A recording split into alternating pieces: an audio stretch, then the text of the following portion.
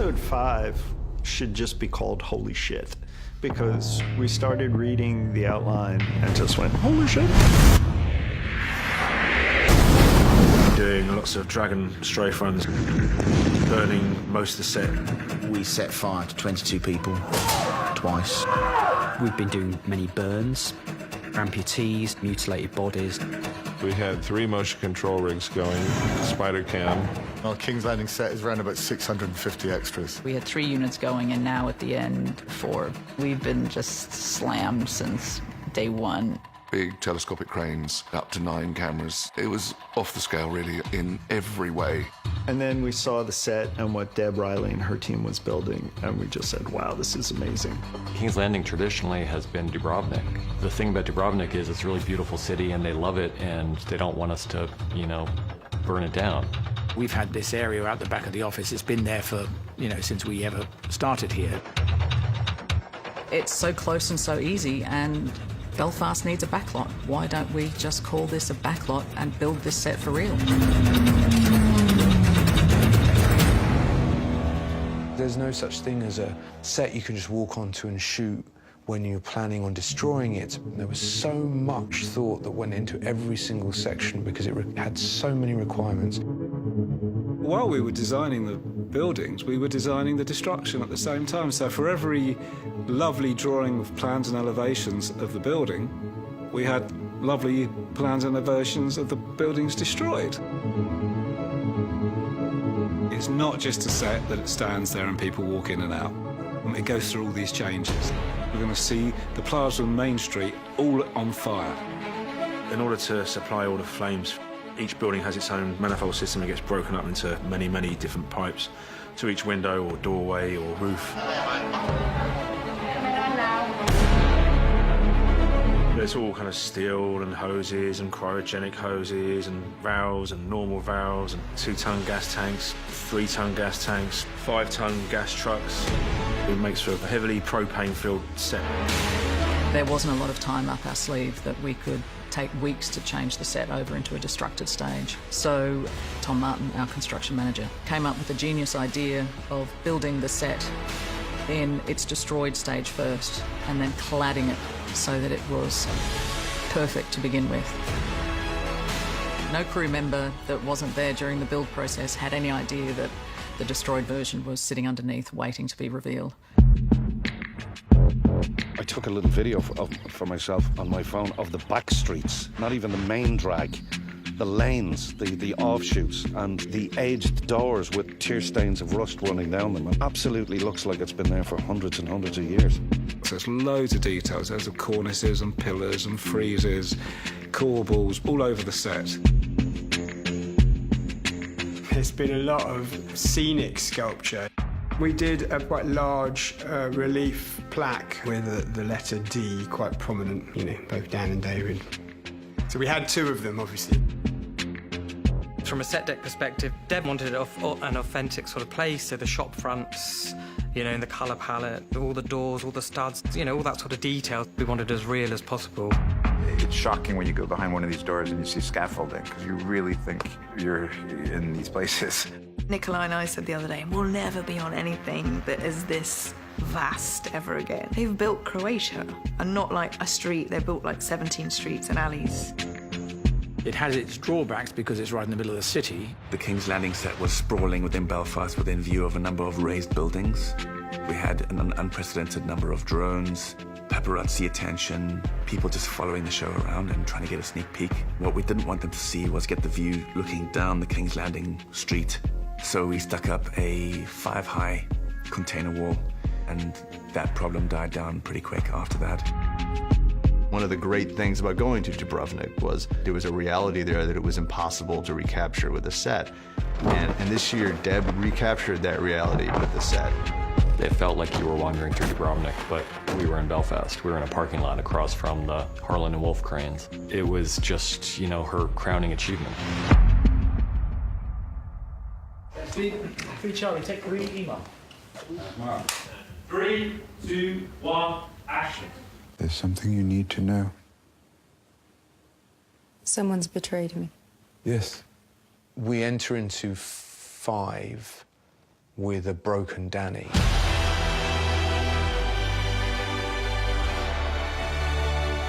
Jon Snow. Varys. He knows the truth about Jon. He does. Because you told him. If Jon hadn't told her the truth, if Cersei hadn't betrayed her, if Cersei hadn't executed Missandei, if all these things had happened in any different way, then I don't think we'd be seeing this side of Daenerys Targaryen. I, Daenerys of House Targaryen, sentence you to die. What? That Tyrion betrayed Varys? Tyrion is responsible for Varys' execution? They're best of friends. Not really. There's other things at play here. It was me. He has to betray somebody, right? It's a choice between betraying your best friend or your queen, and he chooses to remain loyal to his queen. Yeah.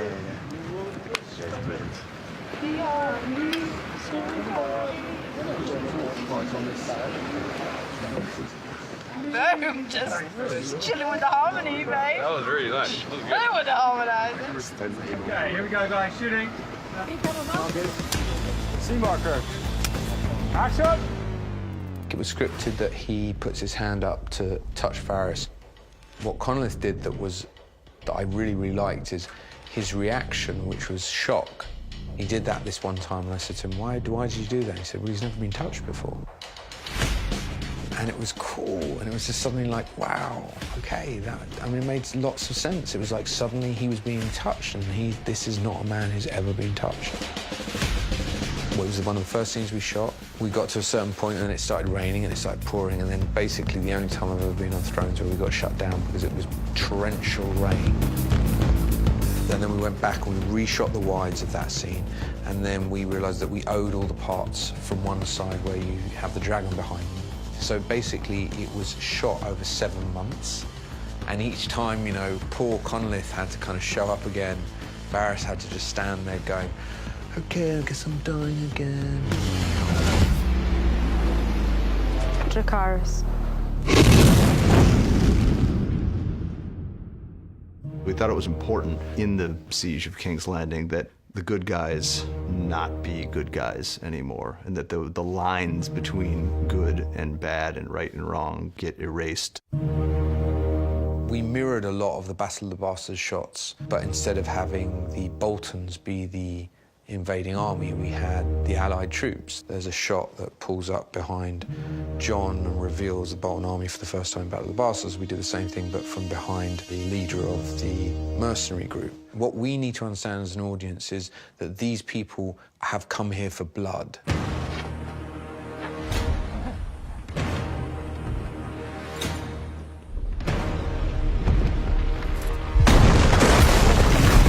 The hardest series of shots is the moment that the King's Landing gate is obliterated by dragon fire. It's covered by 8 cameras, one explosion over all of these camera views. Each camera view is carrying the explosion further. The complexity of breaking not only the gate, but destroying the wall, wiping out the people, getting the fire element, big enough to travel as we needed it to. Then there was this whole series of live action components. Harry Strickland's horse that gets annihilated. 3, 2, 1, action! A Real Gold Company and Digital Gold Company. Just trying to make it your arm right up into my shoulder, that's it. Shoulder close down, mate. We trained them the same as we trained the Unsullied, but just changed a few of their drill movements to define them from being Unsullied. Rolling! Stand still! 44 bigger, kick 5, 8 camera mark. Then there was a half-scale gate build by Sam Conway. The half-scale gate explosion. We've been building out of basically biscuit foam and balsa. We're going to be blasting it out of the way with many air mortars. 3, 2, 1. So basically, what the idea is to achieve a 60-foot explosion coming out of the centre of the gate, and also some flame bangs too. It was a lot of planning for production and a lot of work for Sam, and now it's a lot of work for us.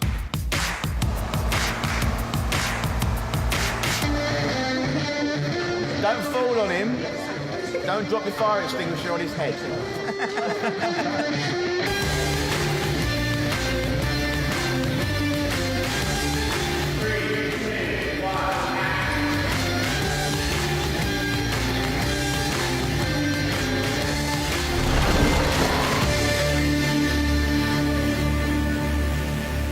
dragons have gotten bigger. They've been lighting more and more people on fire, and I believe this year one of the things that Rowley brought to the table was the most people that have ever been burned on screen for a production.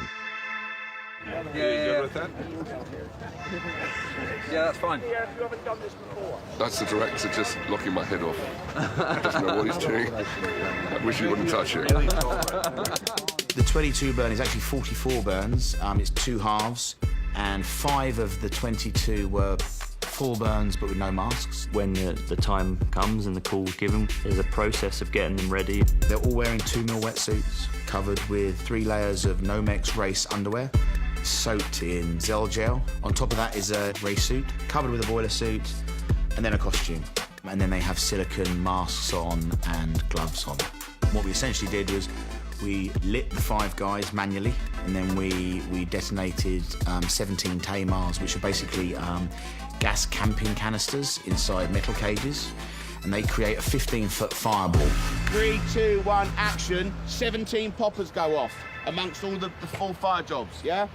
Then 3, 2, 1, action. Everybody reacts forward. The full burns go on the A of action. The partials go on shun. These guys go after I've finished saying the word action. Okay, so we get a tiny ripple effect. We'll do a rehearsal. When they first lit me up, my trousers are quite baggy, so they've spritzed me with IPA, so there's some fumes in there. I remember bending over, and they lit me, and it just went. I thought, God, that's hot. I'm hot already, and we've not even started to count down yet. We're rolling, guys. Rolling, rolling. Have a good one, boys. 3, 2, 1, action!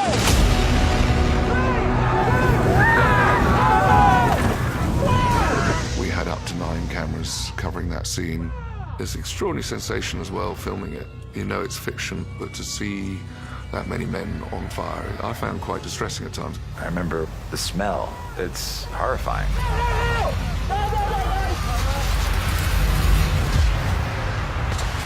And then we put them all out. So for 22 people, we had 22 other people with fire extinguishers, plus another 6 people with fire extinguishers backing all of that up. So it's a big deal. 3, 2, 1, fire! We have our initial destruction, which is the dragon comes in, blows shit up, says very clearly, this isn't going to end well for you. In come the Allied forces, and they take out the Lannisters. And the audience go, yeah. Once the Lannisters surrender and the gates have been blown open and the Golden Company has been dispersed, the battle's over. And Jon feels like that's quite clear. They did it. They did the impossible. This is a bloodless coup. It's out of Cersei's hands. You cut to Cersei, you see her. You cut to Tyrion, realizing this is an opportunity. This is the moment where the bells can ring and we can call all this off. And then you go to Dany. She feels empty. It wasn't what she thought it was. It's not enough. Every single thing that's led her to this point, and there she is, alone. We've all got this part of us, that part that goes, I'm gonna put that chocolate cake down, and I'm gonna walk away. We come up against those moral conundrums all the time. I'm not saying chocolate cake is a moral conundrum. Eat as much fucking cake as you want, but those things that you wrestle with in yourself. She knows she has won this war. It's in that moment when she makes the decision to make this personal. It's one of my favorite Emilia performance moments because it took place on the back of like a giant green dragon buck without a real thing anywhere in sight.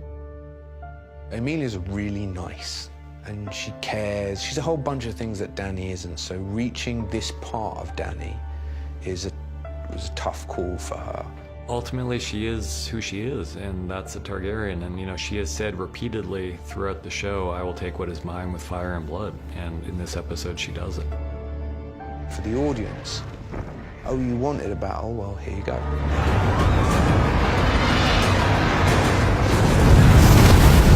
Drogon's fire blasting does a lot of damage. I mean, he's not Godzilla, but we're heading in that direction. Cameras rolling, effects are hot. We're set on 3, 2,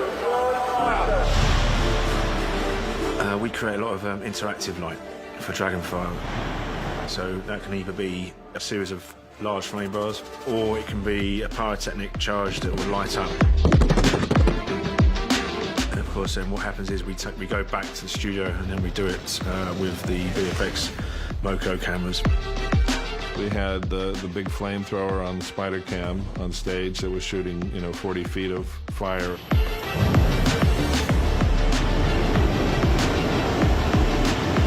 And then we do also the impacting on the ground. We do that as a half-scale model shoot, pyrotechnic charge that goes along.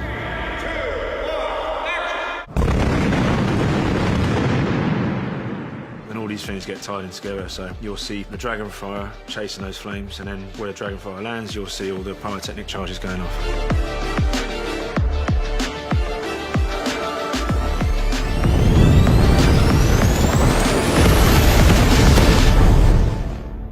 The place when she takes off and starts burning the city, and when the Unsullied on the ground and the Northmen on the ground take that as their cue that anything goes. That should be enough, guys, but it's not. Just up ahead, everyone looking up, you can see the dragon coming down, and it fires on the city. And go Greyworm.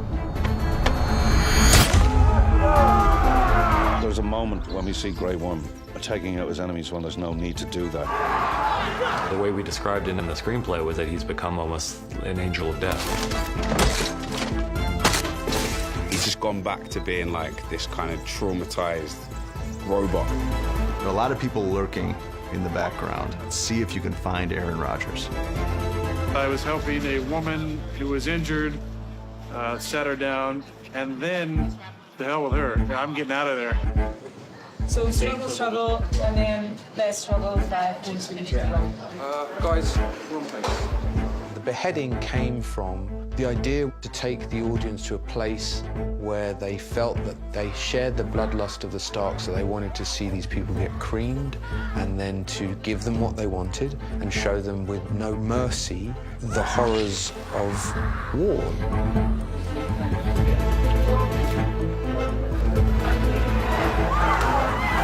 That face-off in that moment, you're with John more than anybody else. Interestingly, when we were editing it, there was a mistake made at the moment that it goes to slow motion. And Sam cut, and I was like, oh. And suddenly I was riveted. And that nothing letting me off the hook from seeing what he's seeing and experiencing what he's experiencing. And there's a great shot that Miguel got. You just have the Lannister soldier who's guiding the civilians of King's Landing to safety. And the good guy in this shot is a guy in bad guy armor. And the bad guys in this shot are the ones who are doing all of these horrific things. If 3 was the final battle between good and evil, 5 is what have we become? It's all got a bit bleak, hasn't it? It's quite bleak. This season's really bleak.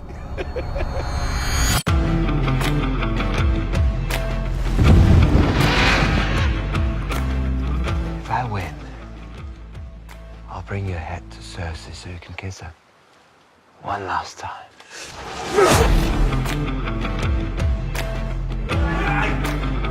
Finally, after 15 years of being colleagues, I've given 2 days to kick his ass. The time for gentlemanlike fights are over. The idea was it was a slugfest. It's gonna be very funny for Denmark because 2 of their actors are gonna fight it off. The Dane Bowl. It's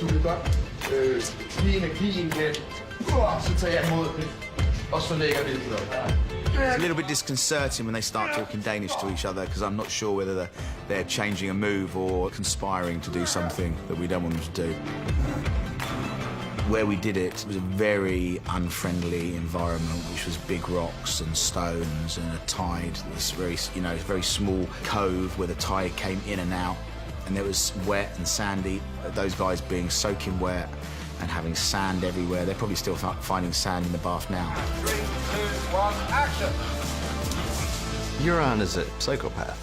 A normal person would not swim to shore just so he could murder one other person. He wants to know what new things are like. As he says with Cersei, life can be boring.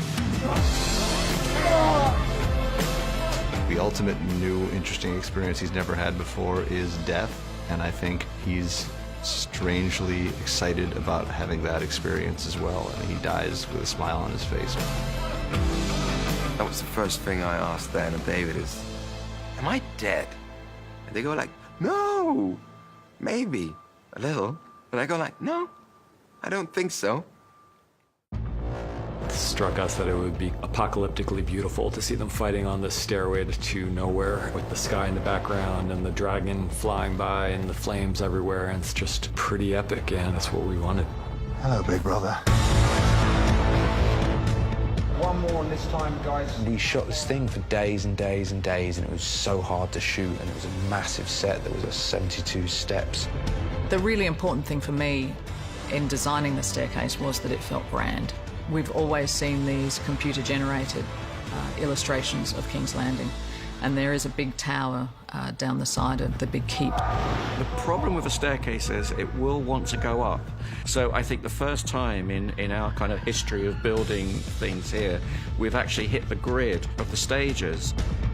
There's a lot of crew, and it's just the one staircase, so trying to get cameras into positions right up against the staircase, it's been quite difficult. At the same time, the building is being ruined by the dragon fire, so there's crumbling walls everywhere.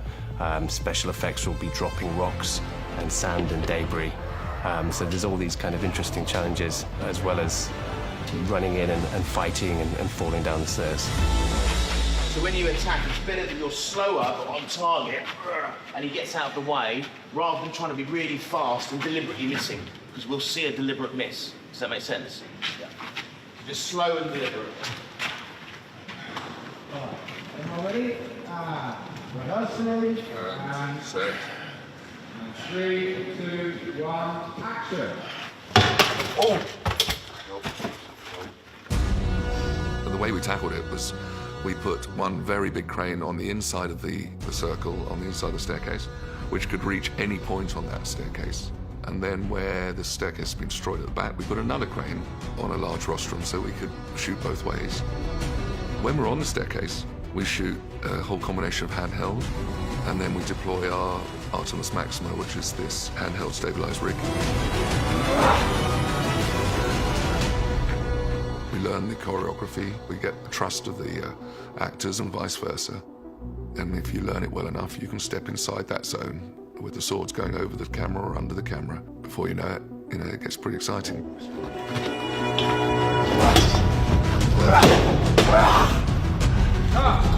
That fight was brutal.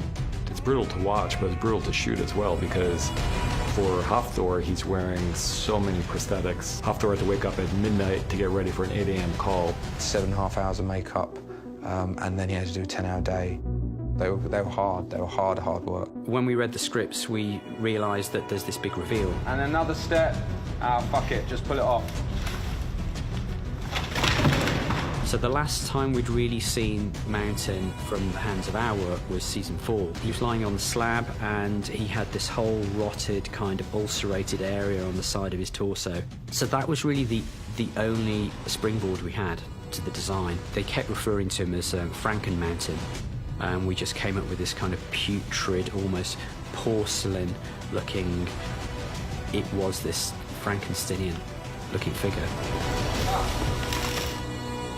Hafthor won World's Strongest Man this year. We got him really late because of that as well. So we basically used his strength to throw Rory's character around, and he had a really big day where literally he spent the whole day being thrown into walls. This isn't a trained stuntman. This is a guy that smashes stuff up.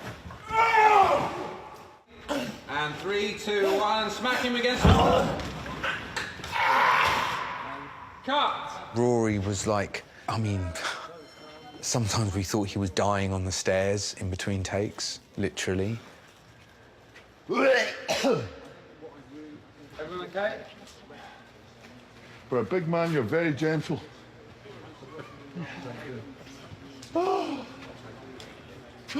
I, after a couple of days, decided to have I brought Hafthor in and I gave him a box with a sandbag on top of it, and I put the camera underneath him. There was no reason to shoot it. And I was just like, I just want you to just When I say action, just fucking smash that as hard as you possibly can. Pretend it's Rory's head. And looking right at the camera. And he was just like going like that when shooting in slow motion. 3, 2, 1, and action. And one more time. And 3, 2, 1, and action. Great. And now this time, just... And I just got all his anger out so that it was all done, and then we went off and did the scene. We're going to do a 30-foot fall where Julia takes off Mike, the stunt double for the mountain, into a box ring. For two really big guys and one of them going off backwards, full of prosthetics, it's getting the wall right that's the difficult bit, is because it's meant to be like 4 foot thick. It will be a couple of feet thick, but it's trying to get that to look right. There are many times when we're planning a season and, you kind of have to avoid giving the audience exactly what they want because then things start to become predictable. This is a case where we wanted the same thing. We've always wanted to see these two face off, and they finally did. Ready, ladies and gentlemen? Here we go. Yep. Here we go. You needed a perspective to carry you through this horror. We thought Aria was the best person to use for that purpose. I got a call from Miguel. Basically, he was like, I can't tell you anything, but you know what we did in Bob? I was like, yeah. He was like, we're going to do that, but with you. And I was like, okay. It was meant to be ultimately come across as a 7.5 minute non-stop shot where you follow her on the run. We've practiced this many, many times. We've spent a whole day, 2 days practicing this shot already with Aria and with all the stunt team and all the extras we require. Little boy, back, down the stairs, round. Gonna really throw away the girl coming out the window. That's me. 69 Apple take 6, 48 frames. 3, 2, 1, action! From a camera perspective, it took us an hour to figure out how we're going to move the camera. It's all the other stuff that goes on in the background, and we've got a great special effects crew who, put in smoke and flame bars and lots of extras. Every single extra you look at will have each of their stories, so, I think that's what makes those runners so intense. So I think definitely when you came in here, that thing, the first time I looked around, I was like, fuck, I'm fucked. Fucked unless I get out of it. How to get out of it? Go this way. We got all sorts of air mortars going off. And she gets picked up by the crowd. And she is just cannon fodder because Danny is bombing the city. I've decided on this journey to a new life, and I might not even make it out of the gates. We want the audience to think that she's dead for like a second, but audiences are too smart for that.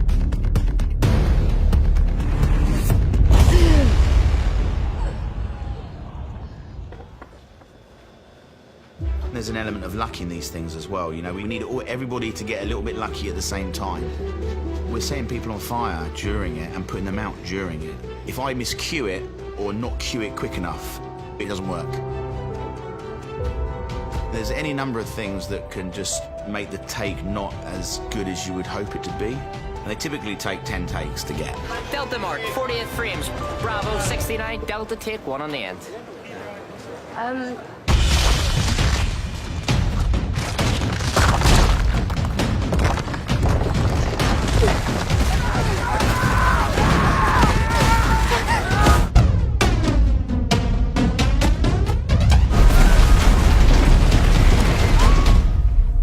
The journey that Aria's taking, heavily inspired by the firebombing of Dresden, because what it needs to look like is the firebombing of King's Landing.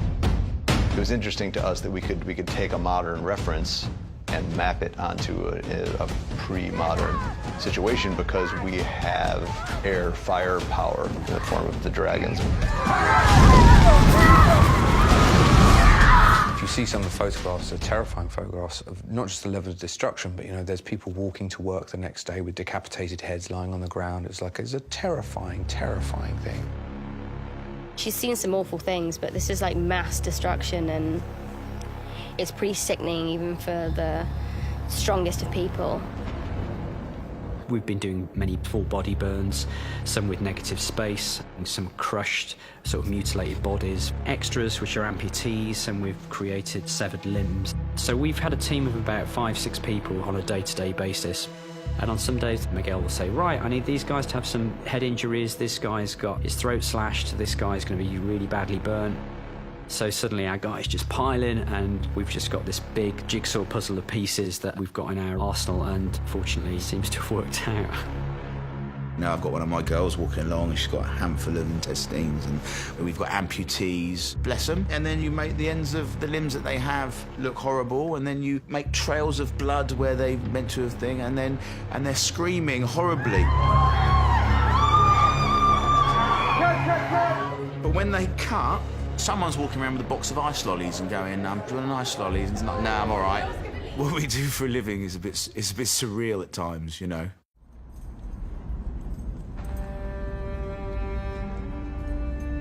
It was originally shot to be this really long oneer, and it was actually a decision that Miguel and his editor Tim Porter made as they were cutting it, that intercutting the Clegane Bowl and Arya's escape was actually much more emotional and effective than having this 12-minute long oneer and then the fight as 2 separate pieces. All she's left with is the sound of burning people and the smell of burning flesh. And she sees a white horse because it's symbolic and beautiful. And then she hops on and gallops off and makes it out of the city.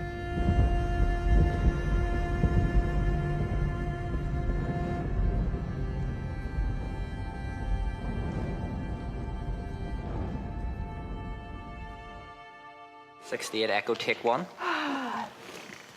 A, B, and C come on boards. D marker. It's a kind of genuine discovery as she goes along. Each step she takes, something crumbles, something falls, the destruction's unavoidable. She loses people and finds herself totally alone. The thing that he has with his sister, which is absolute unconditional love.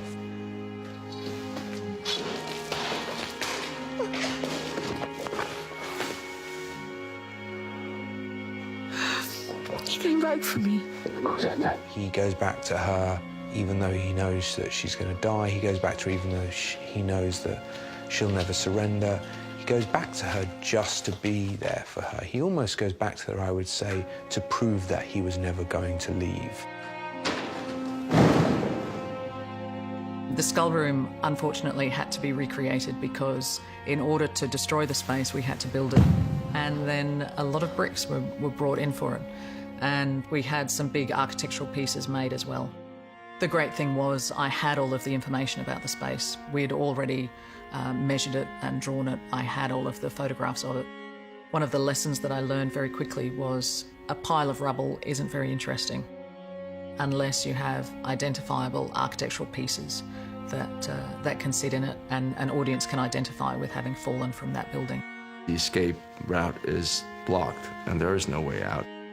And now we're talking seconds, and she's panicking. Please don't let me die. Please don't let me die. I don't want to die. Jamie, please. Look me in the eye, don't look away. Please don't let me die, not like this. Look at me. There's a helplessness from both of them and a sense of loss that is the strangest feeling to experience with them because, you know, Cersei is one of the most horrendous characters committed to film, and yet somehow at the end she's just a girl and she's just scared, and he's there to comfort her. Just look at me. I don't want to die. Nothing else matters. Just us. Only us.